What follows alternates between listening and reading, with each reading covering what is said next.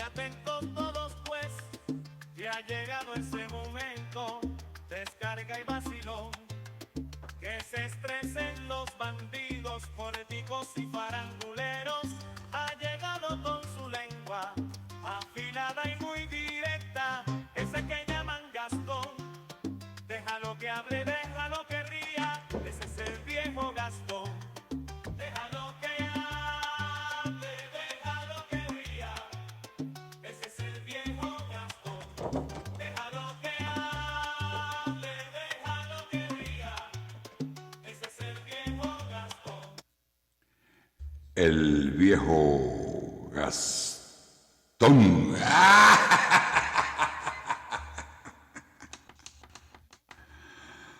Muy buenas noches, mi pueblo. Muy buenas noches. En Venezuela se llama echar un camarón al tomar como una pequeña siesta. Y afortunadamente, bueno, estoy trabajando bastante. Eso es bueno porque tengo unas cuentecillas por ahí que nivelar. Y como capitán de este barco, aunque la comandante en sí de este banco es la mujer mía, soy yo el que tengo que nivelar, pues, que nivelar porque el barco no se hunda. Vamos a empezar con una pequeña descarga y en base a esa descarga vamos a hacer unos comentarios. Ahora que se acercan dos fechas significativas como son el Pesaj, que es el Passover, la semana de la liberación, donde se conmemora la liberación del pueblo judío de la esclavitud en Egipto, y la Semana Mayor, la Semana Santa cristiana. Escuchen esto, véanlo y vamos a empezar este programa de El Viejo Gastón.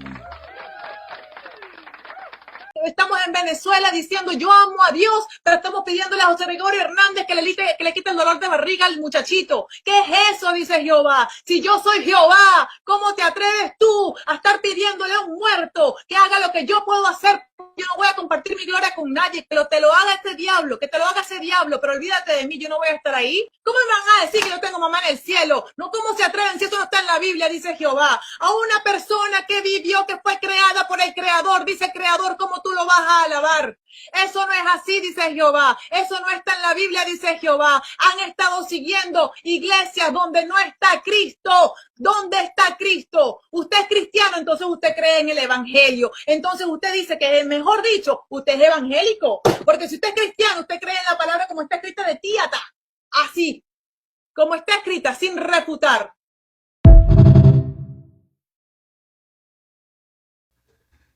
Bueno, casi que momentáneamente quedó sin palabras. Sin palabras. Se ha formado un alboroto con las declaraciones de esta Miss Universo, Dayana Mendoza, creo que sí, Dayana Mendoza, porque yo no sé de dónde, no sé si eso es habitual en ella, o es que de repente a alguien le dio por ponerlo en las redes y darle cierto vuelo, que no me parece, porque más cuando se acerca la Semana Santa, vamos a llamarlo así genéricamente, porque es significativa tanto para judíos como cristianos. Se ha desatado esta muchachita a hablar de las escrituras, a hablar de la Biblia, a decir que literalmente hay que creer todo lo que está en la Biblia. Y por supuesto, esta camiseta me la puse a propósito. Ahí dice Let it be. Let it be es déjalo ser. Pero parece que esta niña, yo no sé qué se le metió en el cuerpo, que no quiere dejar a la gente ser lo que es y como es. ¿Eh? Yo siempre he estado en contra de esas predicaciones agresivas. Fíjense ustedes que una de las razones por las cuales yo siento tengo un mal sentimiento hacia la fe musulmana, que no hacia las personas que practican esa fe, aunque me mantengo bastante lejos de ese tipo de personas. Yo tengo amigos musulmanes que hasta ahora nos llevamos bien. Habría que ver si ese amigo se consigue a 200 amigos más musulmanes y siendo mayoría, ¿qué van a hacer conmigo que no lo soy? ¿Eh? Eso es lo que está por verse. Entonces, los musulmanes se extendieron prácticamente como una religión guerrera y hoy por hoy han dado grandes dolores de cabeza con ese pensamiento conquistador, con que al infiel hay que joderlo, hay que matarlo, o te conviertes o te acabamos. Y este tipo de actitudes, viniendo de una muchacha que me imagino inteligente, porque es joven, aunque uno siempre está con el lío, no, porque es joven, tiene que ser inteligente, y pareciera que no. Pareciera que la juventud no es sinónimo de mente abierta, de deseo de hambre de conocimiento, no. Parece que cuando a la juventud la atrapan y le inyectan el culto que sea el izquierdismo, sea el feminismo, sea toda esa vaina, sea la religión, parece que son peores que cualquier viejo recalcitrante como yo. Y mira que yo tengo mis creencias, bueno, ahí, bien, o sea, yo defiendo mis creencias, pero no las pregono, ni trato de hacer una prédica para que aquel que me esté escuchando, a mí nunca me van a escuchar diciendo, no, porque tú tienes que ser como el viejo Gastón, coño, que creen esto y esto, eso jamás. Esa vaina no, yo discuto, a mí me encanta discutir, aprendo mucho y lo disfruto. Parece mentira, pero lo disfruto. Pero esa vaina de ponerse en esa tónica, como se ha puesto esa muchacha, no viene al caso. Hay una ciencia, ¿verdad? O un arte, o un campo de conocimiento que se llama la teología. Un nombre pretencioso porque todo lo que tenga la palabra logia significa conocimiento, y la palabra teo, que viene del griego, que significa Dios, imagínense, el conocimiento de Dios. ¿Ah? Qué pretensión tan absurda. ¿Ah? Que eso raya en lo imposible, porque es un ser tan grande, tan poderoso, tan omnisciente, que nosotros somos una mota en los pies de semejante ser. Entonces, pero sin embargo, la teología sirve para uno ir entendiendo ciertas cosas como la fe, que en términos básicos la fe es la creencia en aquello que no conocemos y que pudiera ser realidad. Ese es el concepto básico de la fe. La verdad son todas las cosas como fueron, como son y como han de ser. Por eso es que dicen que la verdad es eterna. Eso es un concepto teológico, porque en la práctica la ciencia nos ha demostrado, esa nueva religión nos ha demostrado que la verdad es variable si no se tiene un conocimiento absoluto, ¿verdad?, que englobe a ese concepto, que es como tratar de encerrar a Dios en un libro o en una biblioteca o en un canon de conocimientos, entre comillas. Esta muchacha dice que hay que tomar ella dice que hay cosas que no menciona la Biblia, pero vamos a las que sí menciona. Vamos a las que sí menciona para ver qué razón tiene o qué sin razón tiene esta muchacha. Y voy a remitirme a una sola cosita, una sola. Y ya después de ahí, porque si me pongo a hacer una lista pretenciosa de un montón de temas que se tratan en la Biblia y de los que se dejan tácitos y de los que no se tratan, aquí nos vamos a meter muchísimo tiempo, un maratón de teología que no nos va a llevar a ninguna parte. Vamos con el tema de la homosexualidad. En Levítico, en el libro de Levítico, que está en la parte de las escrituras que nosotros denominamos la Torá, ¿verdad?, y que el cristianismo denomina el Viejo Testamento. En Levítico 18:22, y no se los voy a leer para no ponerme aburridor, se habla de la homosexualidad y de la zoofilia como una perversión y una aberración. Así de simple. Tú hoy, en el 2025 te paras en cualquier foro, en cualquier esquina, y dices que la homosexualidad es una perversión, y en ciertos países vas a ir preso, como en el Reino Unido, y en otros países vas a sufrir una condena, en círculos académicos vas a sufrir un ostracismo, una expulsión, por decir esa vaina, en una época donde hay más de 200 géneros inventados, cuando en realidad la misma Biblia dice que el Señor, varón y hembra, los creó, macho y hembra, cóncavo y convexo. Mira, está, ahí no hay por dónde coger. En Levítico 20:13, Dayana, espero que, sería mi deseo, pues, que llegaras a escuchar esto, para que se te baje el sofocón ese que tienes en la cabeza. Levítico 20:13, capítulo 20, versículo 13, dice que la pena de encontrar a alguien culpable de homosexualidad, sea masculina o femenina, la femenina antiguamente, en mi época le decían lesbianismo, ¿no?, es la muerte. Y eso no ha habido profeta, no ha habido estudioso, académico, rabino, pastor, que haya derogado ese decreto de muerte hacia los homosexuales. Eso está ahí en la Biblia.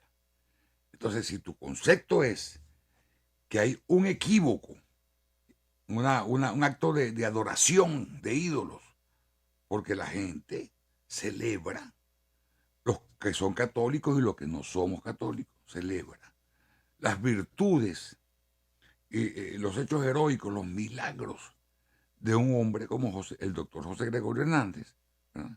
Y entonces tú dices que eso es idolatría, que eso no está en la Biblia, que tú no tienes madre en el cielo, porque la denominada madre de Dios, en este caso la Virgen María, la madre de Jesucristo, esa no es madre tuya. Puedes decir lo que quieras, estás en tu perfecto derecho. Pero hay cosas que no están en la Biblia, como esa gritería histérica con la que tú estás predicando. Empezando que si nos vamos directamente a la Biblia que tú quieras ponerme enfrente, en sus miles de versiones y traducciones, en cualquier Biblia, tú sabías que a la mujer se le prohíbe la prédica y la exhortación, porque eso es parte del sacerdocio natural, el sacerdocio como poder e investidura natural del hombre, porque esa es la gloria del hombre. Y la gloria de la mujer es la maternidad. ¿Tú sabías eso? Entonces tú estás pecando, tú estás atentando contra lo que la Biblia dice al ponerte en esa prédica histérica. Y si tú de verdad tienes que creer y estás obligando, exhortando, regañando, gritándole a la gente lo que tiene que creer basado en lo que está, en lo que no está en la Biblia, tú eres la primera que debería salir a la calle a apedrear adúlteros, a apedrear adúlteras, lesbianas, homosexuales, zoófilos y cuanta vaina hay en esta época. Entonces ya por ahí pierdes completamente, pierdes legal.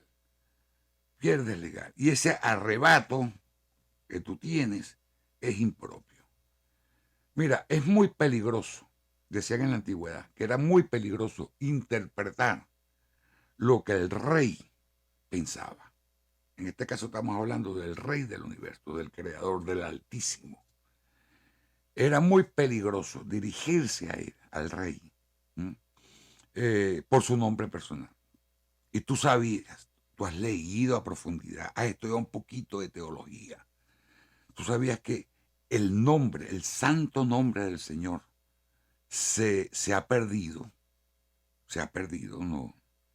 No se sabe exactamente cuál era. Y sabes la razón. Te puedo dar una razón filosófica, te puedo dar una razón religiosa, te puedo dar una razón, digamos, sociológica, científica, de qué fue lo que pasó con el santo nombre del Señor. Y lo voy a hacer no por ti, porque tu histeria me revienta los oídos. Mira, te explico. Lo que tú llamas la cita esa que tú haces, tú haces una cita de los salmos. Los salmos están en un libro que para nosotros se llama el Tanaj. Y que para el cristianismo se llama el Antiguo Testamento. El Tanaj está compuesto por la Torá, que son los primeros 5 libros, supuestamente. Vamos a hablar vamos a poner esta conversación a nivel secular. Supuestamente eso fue escrito, esos primeros libros. Génesis, Levítico, Números, todo eso. Los primeros 5 libros de la Biblia. El Pentateuco, Penta 5. Esos primeros 5 libros son el Torá. Están los profetas, los libros de los profetas, el Neivim, que son todos estos narran todos estos hechos históricos desde el punto de vista de los profetas que estuvieron presentes en la vida del pueblo de Israel. Y está el Ketubim, que son los escritos. Entre esos escritos tú has citado los salmos. Y en todos ellos no se hace referencia al nombre, al sagrado nombre. Para los judíos, la referencia es Hashem. Hashem. ¿Y qué significa Hashem? Eso no es un nombre. Hashem es una referencia que podemos traducir como el nombre. Hashem, el nombre, para hacer referencia al Altísimo. Ni siquiera nos es lícito estar diciendo Dios a cada rato. Aunque yo no soy una persona religiosa cumplidora de nada ni con nadie. Eso es lo que significa eso. Entonces, hubo una época en que el sagrado nombre del Altísimo solamente era mencionado una vez al año en el Sanctum Sanctorum, el Santo de los Santos, que era el lugar más sagrado del templo y anterior al templo, del tabernáculo, y en boca del sumo sacerdote a cargo de la ceremonia. Imagínense ustedes. El alfabeto hebreo no tiene vocales, o no tenía en aquel entonces vocales. Ahora se ha tratado un tipo de vocalización para facilitarlo, pero su historia es la carencia de vocales. Entonces, el nombre del Altísimo está compuesto por 5 letras, que es lo que llaman los cabalistas y toda esa gente que se pone a investigar esa vaina, lo llaman el tetragrammatón. Tetra. 4 letras, quise decir, me equivoqué. Tetras, 4. Entonces, la 5ª letra tiene una razón de ser, pero no viene al caso para no disgregarme tanto. Entonces, esas letras, los estudiosos trataron de vocalizarlas y en las traducciones, porque en la traducción siempre se pierde muchísimo, llegaron a que aquello podía haber sido pronunciado, en nuestro caso, en el castellano, como Adonai. Y otro estudio dijo que no, que Yahvé.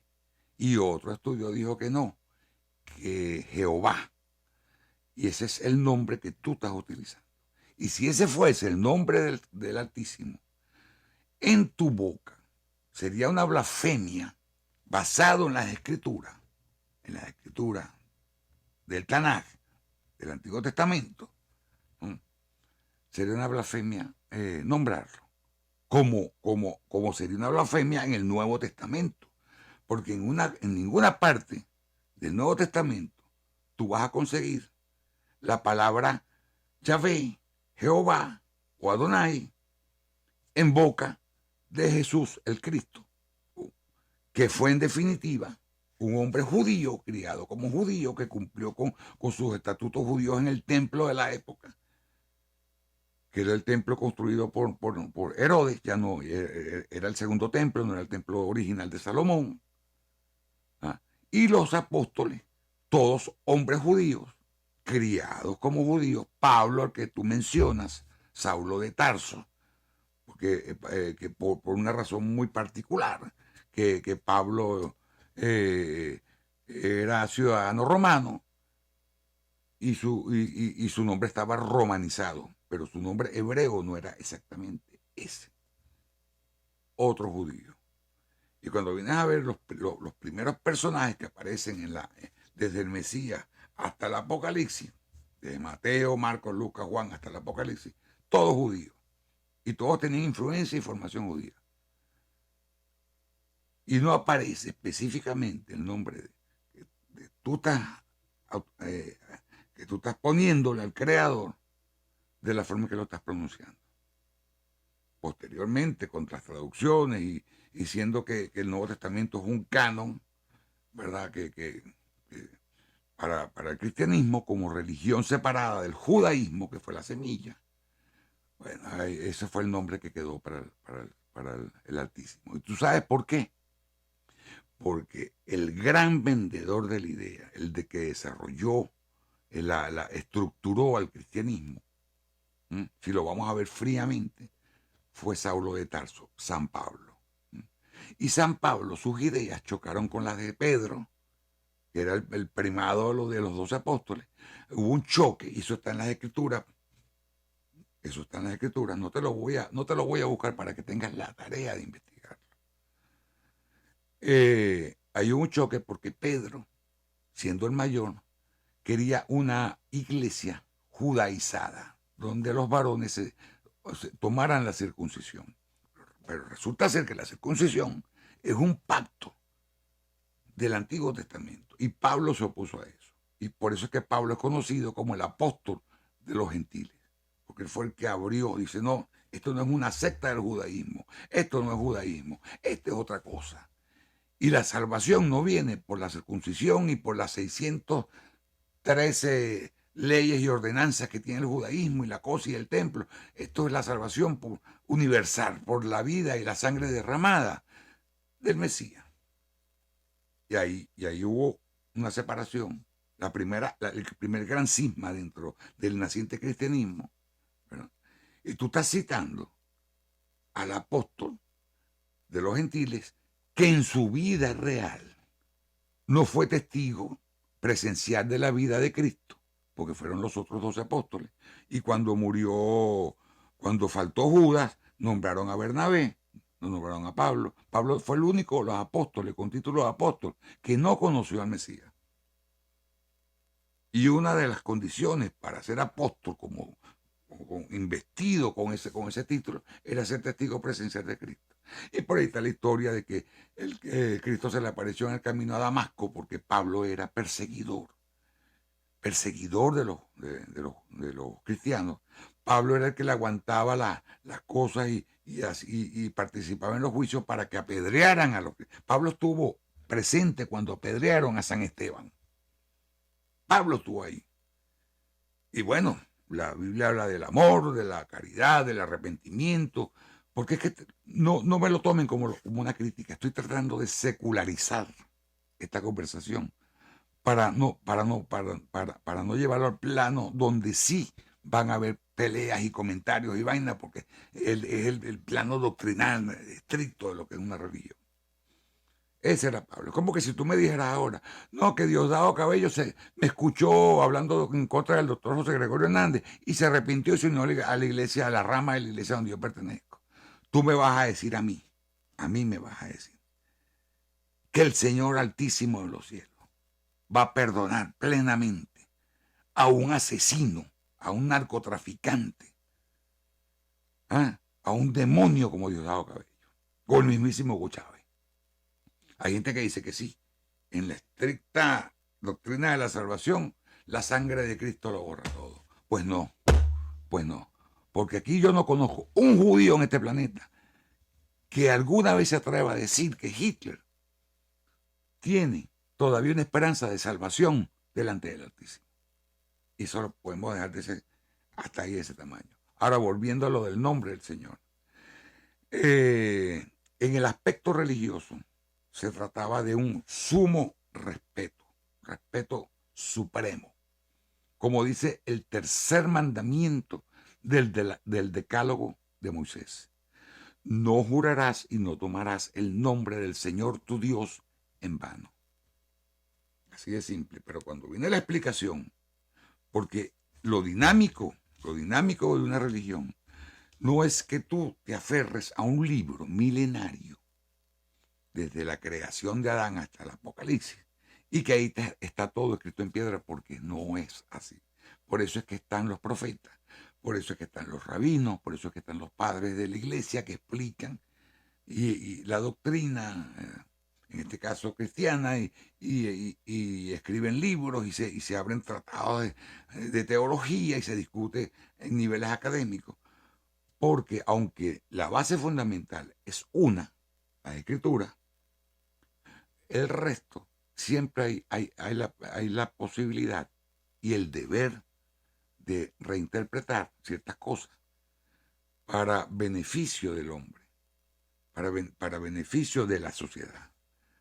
El problema es que si nosotros tratamos de agarrar a un hombre y adaptarlo a aquella piedra de las escrituras, lo que vas a conseguir tallándolo es carne muerta.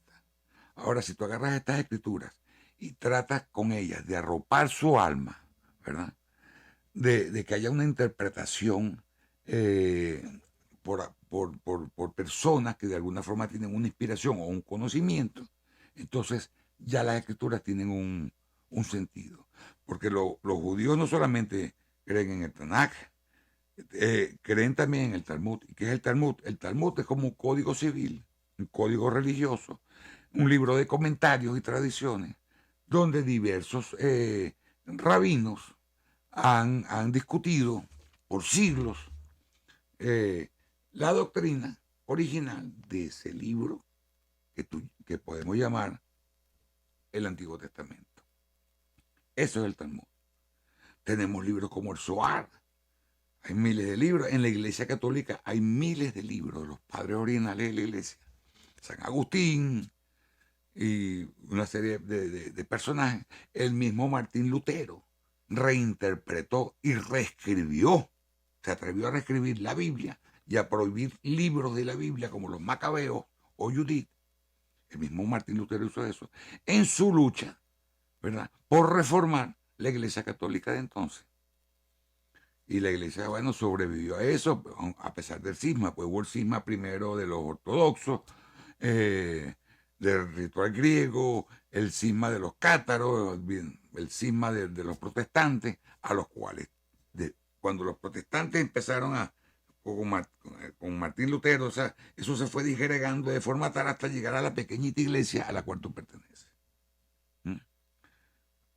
Cosa que no te critico. Porque Lutero democratizó la lectura de las escrituras, pero con un costo muy alto. Quitarle libros, hacer una traducción nueva y añadirle cosas que allí no estaban. Porque el problema de las escrituras es este. El problema de las escrituras es este. Es que cada traductor aporta, cada traductor mutila, cada promotor de las escrituras busca a su conveniencia. ¿Por qué tú no te pones y te tiras ese discurso en el medio de Caracas diciendo que hay que matar a todos los homosexuales? ¿Por qué no lo hace? Eso está en la Biblia. Eso es como la Constitución de los Estados Unidos. La Constitución de los Estados Unidos, hay cosas que las contempla por la época y hay cosas que no las contempla, y por eso es necesario tener un Congreso vivo, una iglesia viva, un rabinato vivo, unos sabios vivos que vayan reinterpretando, porque el ser humano y la historia evolucionan. Y con respecto al nombre, que se me sigue yendo, y vuelvo a retomarlo, pues eso es lo malo de ser un viejo hablador de huevonadas como yo, que si no me controlo y me disciplino, entonces no hablo mucho y no explico un carajo. Hay una cosa entre los pueblos semíticos, de que los pueblos semíticos tenían muchos dioses. Baal, Balzebú, Elohim, Alá, esto, aquello, lo otro. Un montón de dioses, por tribus inclusive. Y si vamos al término estrictamente de que Israel haya sido un pueblo semítico más, ¿verdad?, con 12 tribus, dividiendo 12 tribus, entonces el dios particular de ellos tenía un nombre.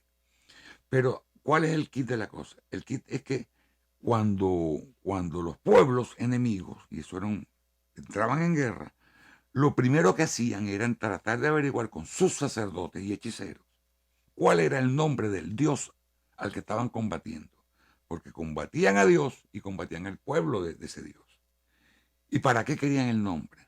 El nombre lo querían para, el nombre lo querían para tratar de acceder a ese Dios, ofrecerle sacrificios y garantías y cosas, comprarlo, decirle, mira, nosotros queremos joder a Israel, a ti te conviene más estar con nosotros, nosotros somos 3 millones de filisteos, ellos son 1 millón de carajos ahí en Judea. Imagínate, vas a tener 3 millones obrándote contra 1 millón. Vente con nosotros, chicos. Ese tipo de negociaciones se daban en esa época. Y por supuesto, eso es una falta de respeto. ¿Entiendes? Entonces, celosos de su fe, los hebreos guardaron de tal manera, el sagrado nombre de Hashem, el Señor, el Altísimo, que cuando la destrucción por parte de las tropas romanas al mando de Tito del segundo templo y que mataron a los sacerdotes del templo y todo aquel desastre, se perdió la pronunciación, el sentido original de ese nombre y hasta ahí llegó. Todo lo demás, Dayana, es invento. Tú estás provocando a un pueblo, lo estás provocando en nombre de un Dios que no existe. Porque ese Jehová al que tú mencionas, ese no es el nombre de Dios, aunque yo conozco la intención con la que lo estás diciendo y la aceptación que tiene mucha gente sobre este término. Pero no es exactamente ese nombre, el nombre. ¿Ah? Ahora bien, sobre la idolatría, finalmente.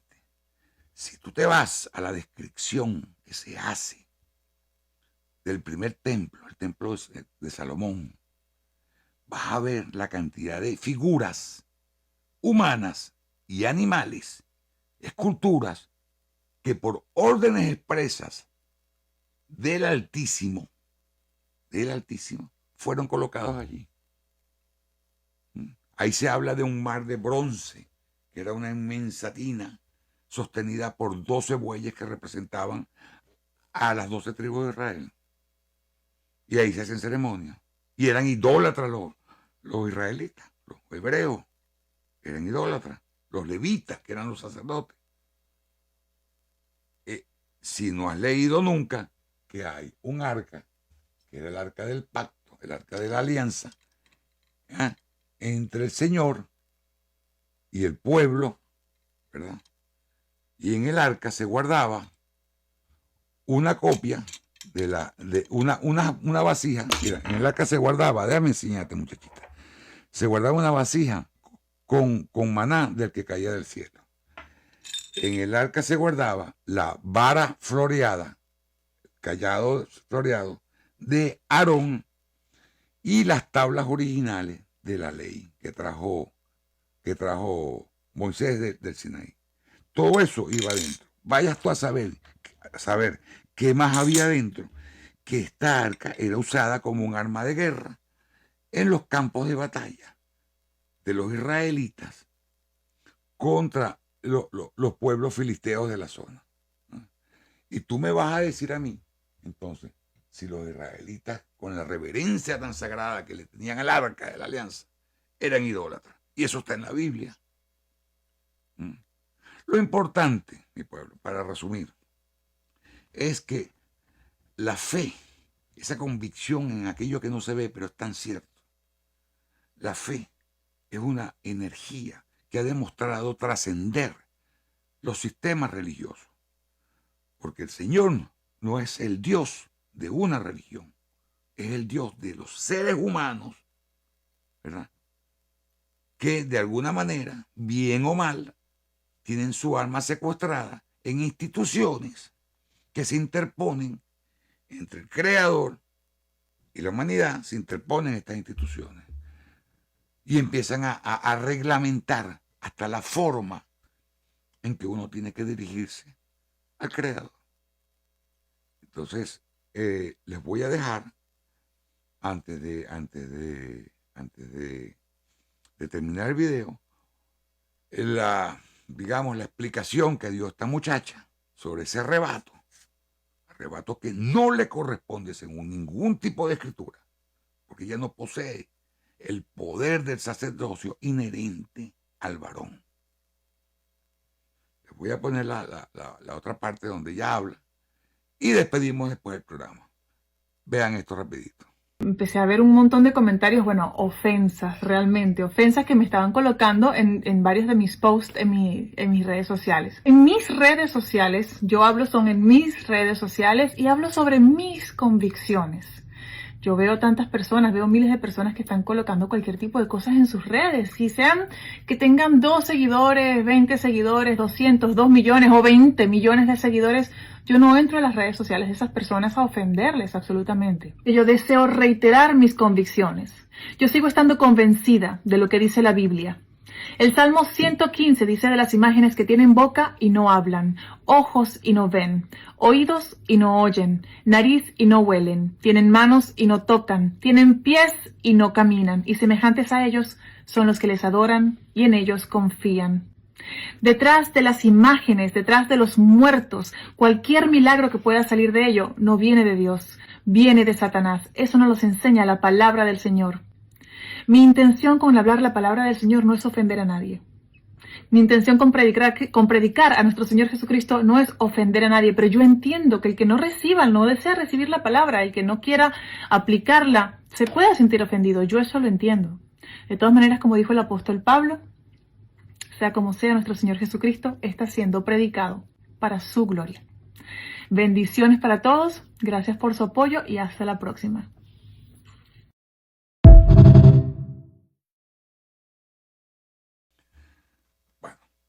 Con ese último video, juzguen ustedes y cerramos el capítulo con esta muchacha. Pero les digo una vez, esta es la imagen que yo tengo en mi biblioteca, ¿verdad?, que parecía un museo, del doctor José Gregorio Hernández. Este señor no es José Gregorio, esto es tabla, esto es madera, esto tú lo tiras al fuego y arde.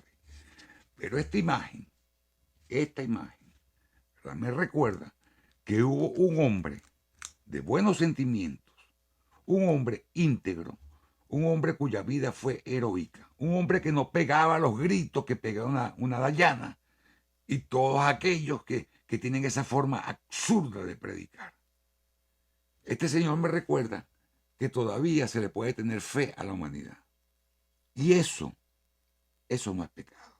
Creer que el Altísimo ha podido inspirar el alma de hombres representados en un José Gregorio Hernández, eso no es malo.